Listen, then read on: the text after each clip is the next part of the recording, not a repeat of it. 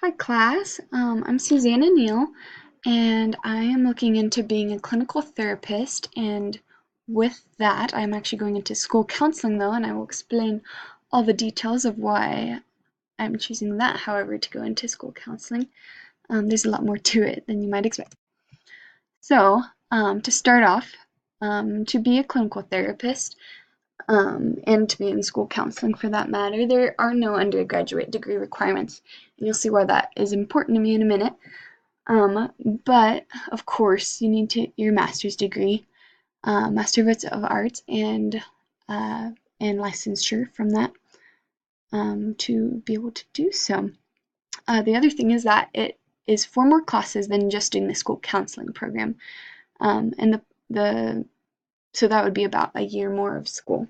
So it is a little bit more school than just the regular 2-year program, but there's a reason for that, which I will explain next. So, the reason I am going into psychology is that I have it kind of goes along with the chapter, so I put some of the reasons from there and then some of my own. But first of all, I too have a very strong interest in it, and just seeing how minds work, and I believe that's very useful for helping ourselves and helping one another. Um, but right now, so it's not actually my major, but I'm going to go into education. I'll explain that in the next slide. But because it is not an undergraduate requirement to be a psychology major, um, I will still be doing this, and I will still be taking as many psychology classes as I can to prepare me. And um, and because I'm going into education as well, I think that experience will prepare me for psychology, for knowing how to work one-on-one with people and what their needs are, and I think vice versa, that studying psychology while I'm in school will prepare me as well for teaching. I'm currently in a class that is for education majors, but teaches the psychology of why certain things are best for students, and of course that's my favorite class because it's both of the things I love so much, and I think that is really a powerful idea. Um, and then of course one of the other things that they said, I just listed my top 4 from that list, but I also want to figure myself out, and alongside of that I want to help others to figure themselves out, and so that they can have a better quality of life, and see themselves differently, and whether they're going through something or temporary or permanent, that they can have the tools necessary to know that they can be successful and happy, and be, I don't know, helpful in the world.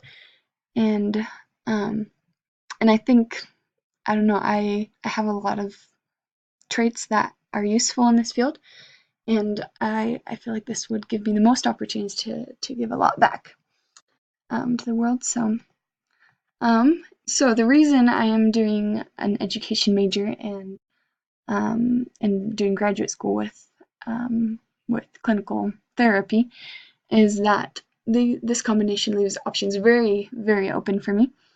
And so by doing this, I not only, of course, can teach in elementary schools right out of college and get some money that way, but I can also teach in middle schools and with language arts, or junior high schools, of course. And but after I get my Master's of Arts in Clinical Therapy, I can go teach psychology in high schools, as well as I can teach in 2-year colleges, teaching the elementary education majors.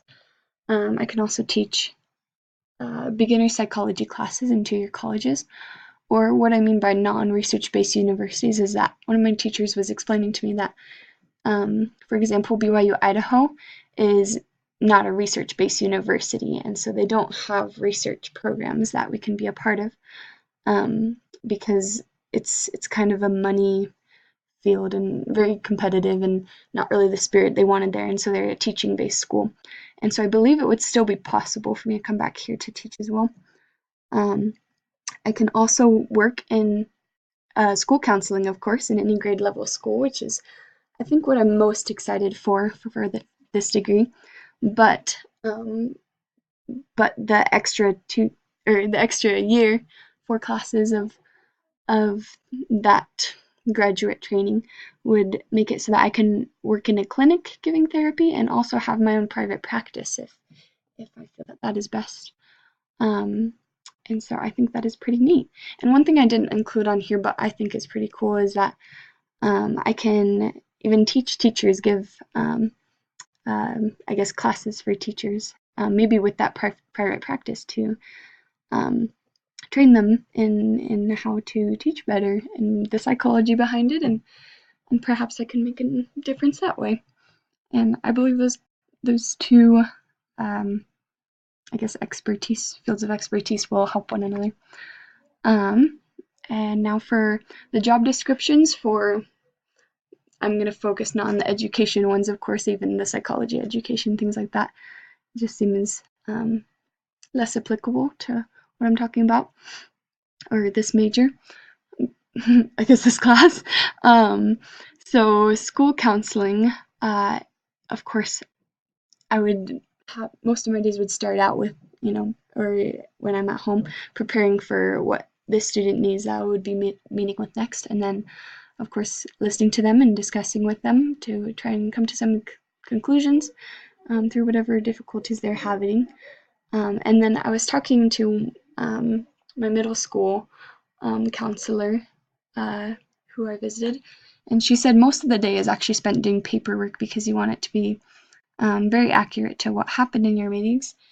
Um, but of course, another therapy or counseling related profession would be working in either a mental health or community centers, which we were much of the same things. But of course, I would specialize in something specific, most likely, such as substance abuse, mental health difficulties, or even short-term problems. I mean, they might go to someone more geared towards that graduated in marriage and family studies or something like that, but they could also come to me depending on what I do with that, but I'm not as sure on that one, but I know I want to do school counseling.